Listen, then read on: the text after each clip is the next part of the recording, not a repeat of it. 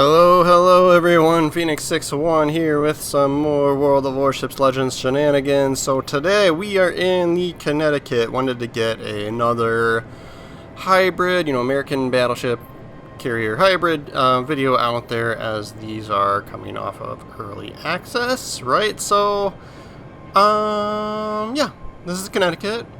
It's the tier 6, right? It's the first one, so yeah, if you don't go for the early access of, when ships when new ships are introduced, right, it's kind of nice, like, even if you aren't particularly excited about them, to get them through early access, because then if you want to unlock them later, if you get them early access, you don't have to buy them for silver, right? So, but yeah, I am thoroughly enjoying these. I think as you progress through the tiers, the higher tiers, you maybe have to do a little bit different strategy, but this, with the Connecticut and the Nebraska, which are the only two I have at the moment at time of recording, right? So I did not go and spend a boatload of money to get the Louisiana.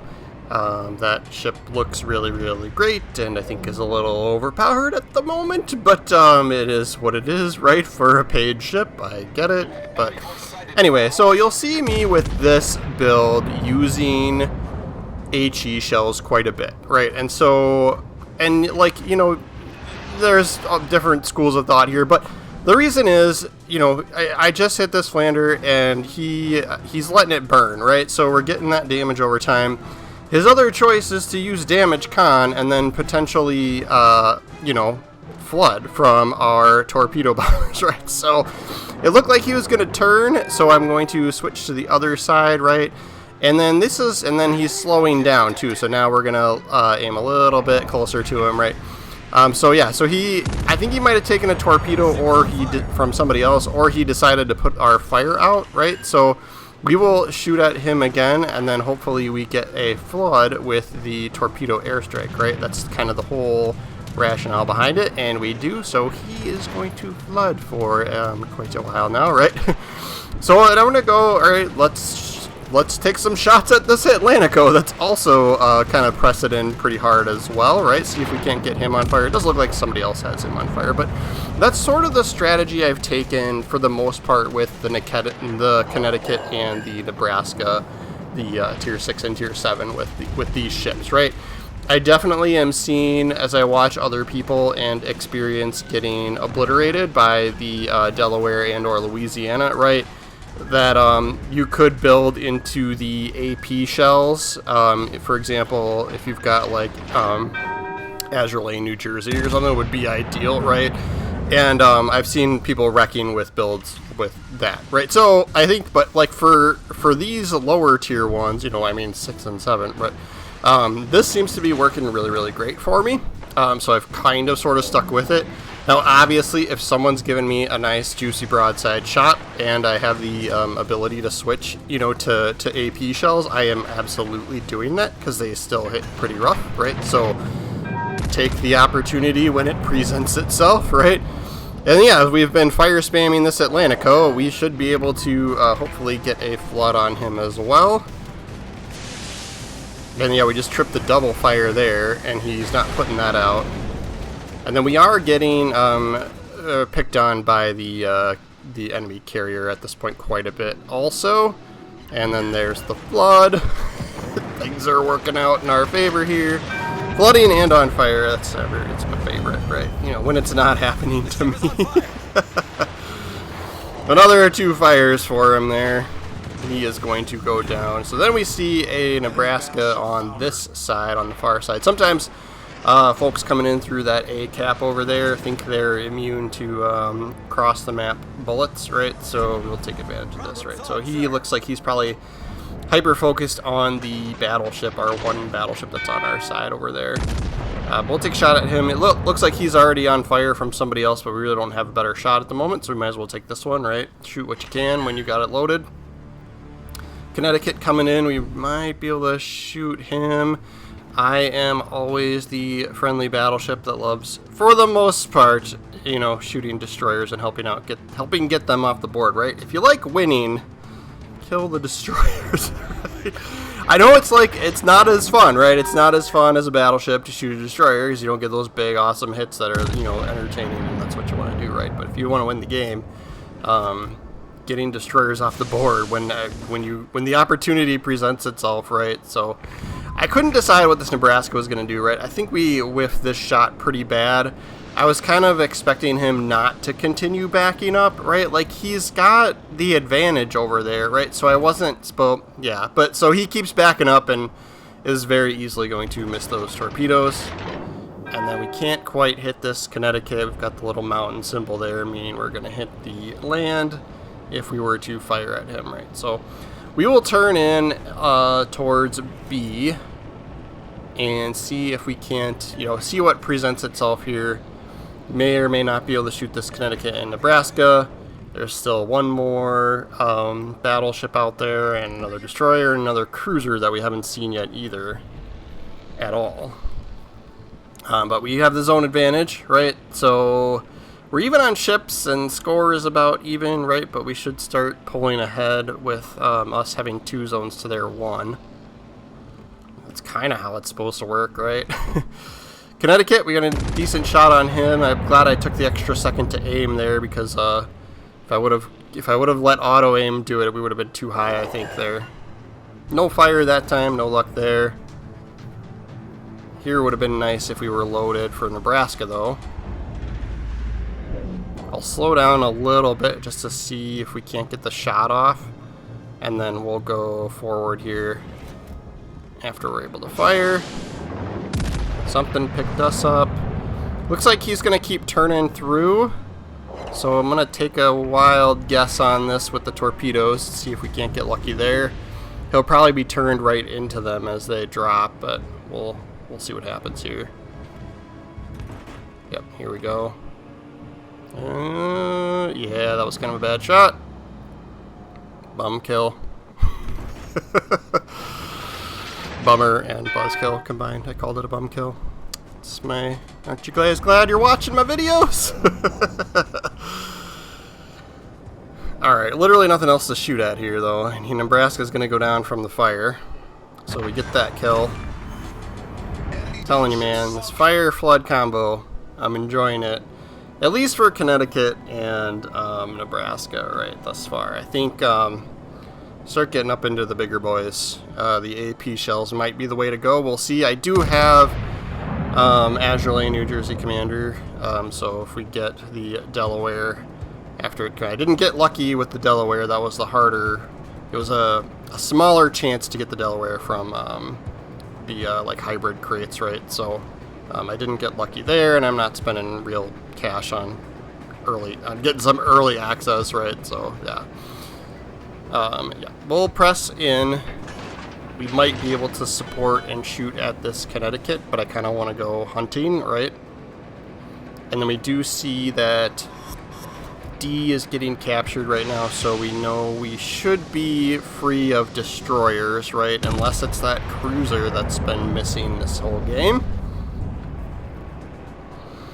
But now we can focus on this Connecticut. We lit the other one on fire. I'm going to take the shot from the other side. He looks like he doesn't want to move. I'm going to guess if he were to move, he would go backwards. So I kind of aimed towards the back of his ship with the torpedo drop. One thing with these two is I've noticed, and I have, you know, failed miserably here as well, is people tend to... The auto aim for it seems to be... It doesn't put you in front far enough, right? It doesn't lead enough. So as you can see here, his he did his airstrike, right, and the torpedoes are going to end up behind me, right? So if someone keeps kind of sailing forward, they're a little bit tougher to hit, and people tend to you know, undershoot, whatever you want to call it, right? And so you know, you get past those torpedoes pretty easily that way. And now we've got them on fire.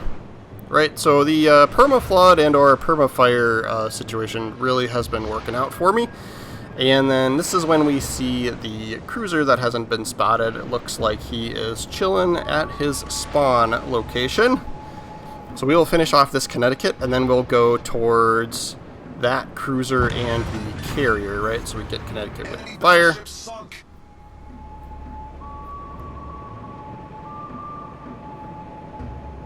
And I'm actually going to switch to AP because he's going to be broadside by the time we spot him and come around this corner.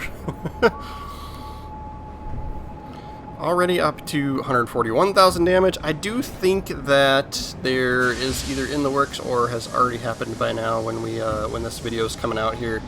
The Connecticut's getting a small nerf. I don't really think it's going to be that substantial, right? I think like reload time or something is getting like 1 or 2 seconds worse, right? 1 or 2 seconds worse, like something, you know, kind of meh, just to dial it back a tiny bit, right? But so depending on how you have your build, you know, you may or may not even notice that, right? But yep, so this York here is dead in the water.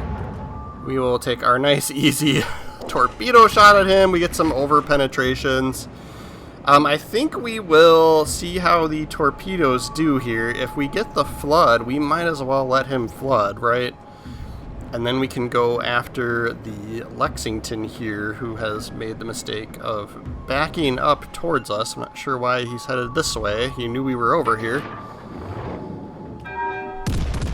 So we'll take our shots at Lexington, and then I switch back to HE here, but we hit him pretty good with the AP, so I kind of almost wish, this is what I was saying, like if you've got the right shot at the right armor, you know, at the right ship, you know, the AP works really great too. We'll turn in towards his torpedo bombers just a little bit, try and mitigate some of that damage, but yeah, we got the cruiser flooding, so he's gonna die. So shooting the carrier is the smart choice at the moment for an idle player, right? Whether he, you know, just wasn't playing or got kicked out, right? Whatever happened to that dude. You were an easy kill. We appreciate it. Here's our chance for a Kraken, but you are going to want to stay tuned and see this robbery that happens to me in a second here.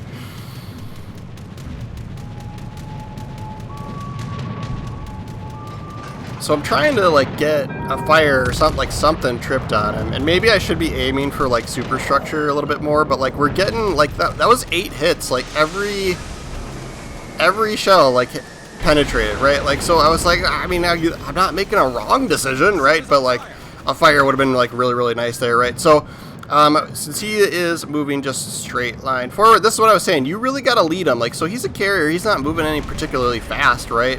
We'll launch the spotter plane, our last one for us, right?